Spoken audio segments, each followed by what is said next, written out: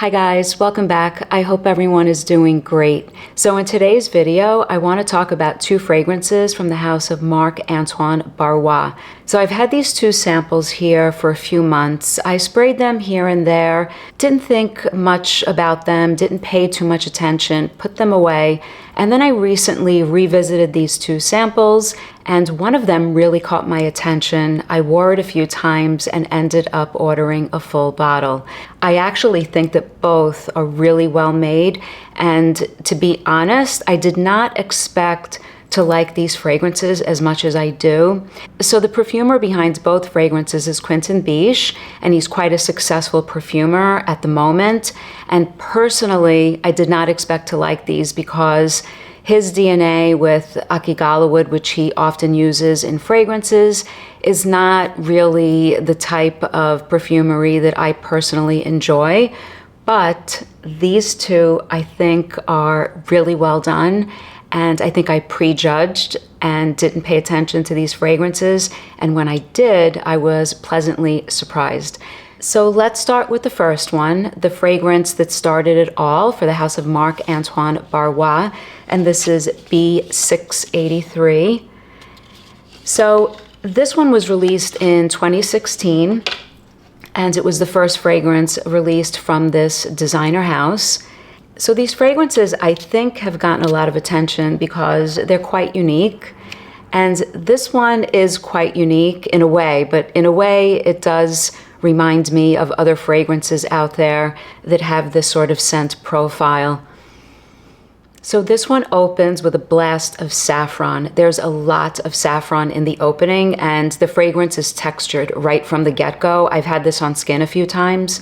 There's a little bit of an ozonic quality from the violet leaf. And even though there's black pepper in here and a chili note, and I think there's even nutmeg, the spices are really, really mild. I don't get a chili or black pepper in the opening of the fragrance. Very, very mild. What I really get the most is the saffron. It's very textured and creamy, and you have the violet leaf that comes through as well. And as the fragrance develops, I was getting something almost a little bit medicinal in here, almost like the smell of burnt rubber, but just a hint. It doesn't overtake the fragrance because it's predominantly saffron for a good while until the amber and the woody components start to come through. But it's definitely leathery, it's definitely saffron prominent.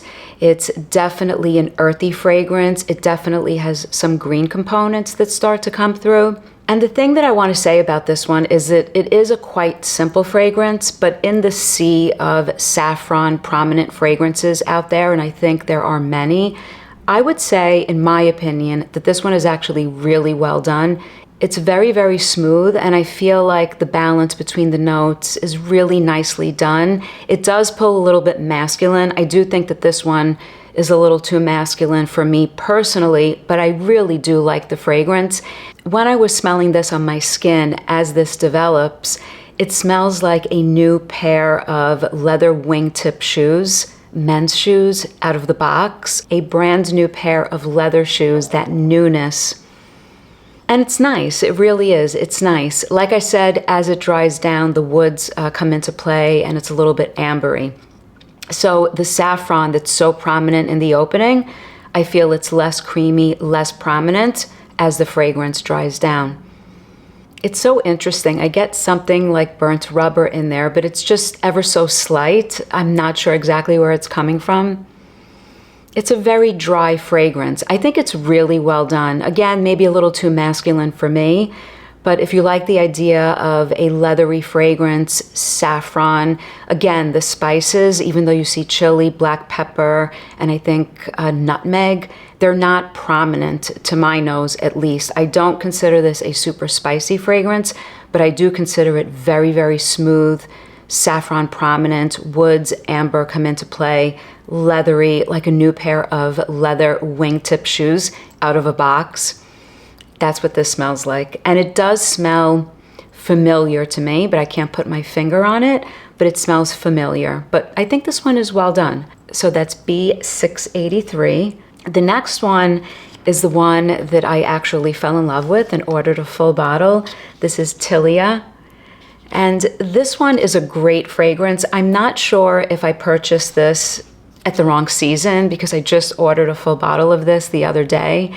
And it's described in this little pamphlet here that holds the sample as a solar fragrance, and I think it references summer. So I'm gonna have to wait until next summer or just wear it when the weather is colder. But I do like this one. And I've had this on skin a few times. So this really pushes off skin. When I had this on skin, it was really projecting off skin. The opening is floral and it's a little green and it's a little fresh. And I would describe it as a rich yellow and white floral fragrance that's sort of honeyed. The florals in here come off honeyed. There's a little touch of something sweet, but it doesn't seem vanillic. And you have something a little bit fresh and citrusy coming from the linden blossom, which is a little bit like lime, like the peel of a lime, but that is not too prominent either. It's just the perfect balance. It's all about these florals. And then maybe there's a little hint of powderiness from the heliotrope in here, but I wouldn't say that it's a super prominent part of the fragrance. I love heliotrope in fragrance, but I can't say that I detect much of it here. Maybe just a little bit of powderiness, a hint. I would not consider this a full-on summer fragrance. Some fragrances with frangipani and some yellow florals come off almost beachy, like beach-like. I would not put this in that category. I probably would not have ordered a full bottle at the moment in October if that's how I felt. I feel like I can totally wear this any time of year, actually. It's really great. If you like white, yellow floral fragrances, I would definitely try this one. I did not expect to like this fragrance. Again, I am so used to Quinton Beach using Akigala wood, and I can detect that so quickly in fragrance. I personally find it off-putting and very synthetic smelling. And even though this one in the full dry down does have that ambro fix, and you can sort of feel that it's a super long-lasting fragrance because of that, and there's something very modern about the way this comes off. I still enjoy it. I'm open to new fragrances. I really do like this one. As this warms up on skin, I found that it's not as bright as it is in the opening. The woods start to come through, the ambery components, and the fragrance, I would say, is a little darkened. Those florals, even though you detect in the dry down, it is definitely darkened with the woods, and I enjoy that as well. So you do have a little bit of a journey from the opening to the mid portion to the dry down, and the same with B683. So the fragrances come off simple, but it's sort of deceptive because they are sort of complex in their own way. They do sort of change. And again, I really enjoy this one. I'm a big fan of white and yellow floral fragrances. It depends, of course, how it's done. I'm not a fan of super sweet. I'm not a fan of super synthetic. Again, this does have the ambroxan, and I do sort of get that quality in the dry down. I feel like it's the fixative in the dry down of the fragrance that keeps this long lasting, and it projects really well. But it's not offensively loud. I don't think that this is an offensively loud fragrance. I think Baccarat Rouge from MFK is louder. That fragrance can wear you rather than you wearing it at times. But I like that one as well for certain occasions when I'm in the mood. So this one is great. And on the bladder, it's starting to warm up. I'm starting to get the woods. I love how the fragrance warms up. I love how the florals sort of warm up, and they're not as bright and citrusy as they are in the opening. So I enjoy the opening, and I enjoy the dry down of this. And again, I don't think that this one is necessarily reserved just for summer. I don't think the scent profile gives me a summer vibe necessarily. I think that I'm going to be able to enjoy this when I get my full bottle. So you guys let me know what you think of Tillia and B683 from the house of Marc-Antoine Barrios.